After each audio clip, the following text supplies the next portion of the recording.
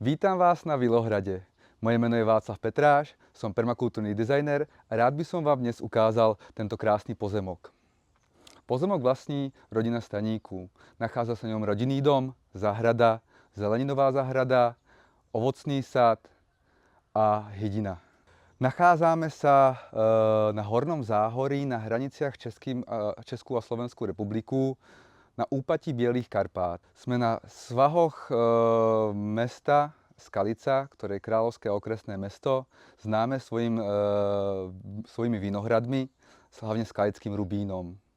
Pozemok je svahovitý, svah je juhozápadný, je to veľmi horúci pozemok, je tu zrážkový tieň a často tu fúka.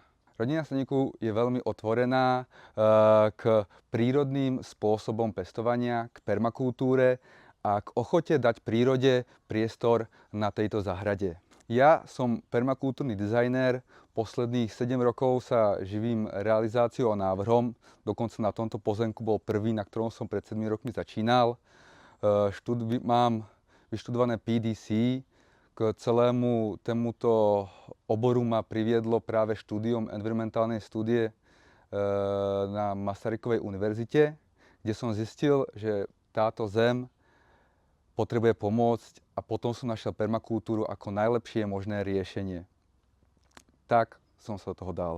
Dnes si vysvetlíme, ako sme na pozemku začínali, aký je dizajn a čo všetko u nás môžete vidieť, pretože tento pozemok, okrem toho, že bude aj na videu, je aj prístupný cez komentované prehliadky. Celý dizajn začínal v mojich úplných začiatkoch. Bol som čerstvo absolvent permakultúrno-dizajného kurzu u Patricie Pavlovskej a spolu majiteľmi sme sa vrhli na úpravu a návrh relatívne prázdneho pozemku, na ktorom bolo len vinohrad, holá lúka a zopár ovocných stromov. Po zmapovaní a prvých návrhoch sme zistili, že sa nám vďaka ubíhajúcemu času dizajn často mení. Tým, že som získaval nové skúsenosti aj z našich pozemkov a tým, že majitelia na tomto pozemku začali žiť, sme pomenili viacero pôvodných návrhov, takže v súčasnosti neexistuje kompletný dizajn, ale máme dizajn na vode, ako sa hovorí, plávajúci dizajn.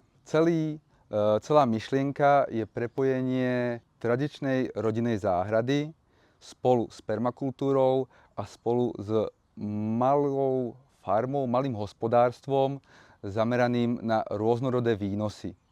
Celý pozemok viac menej udržujú dvaja ľudia. Ja viac pôsobím ako realizátor nových prvkov.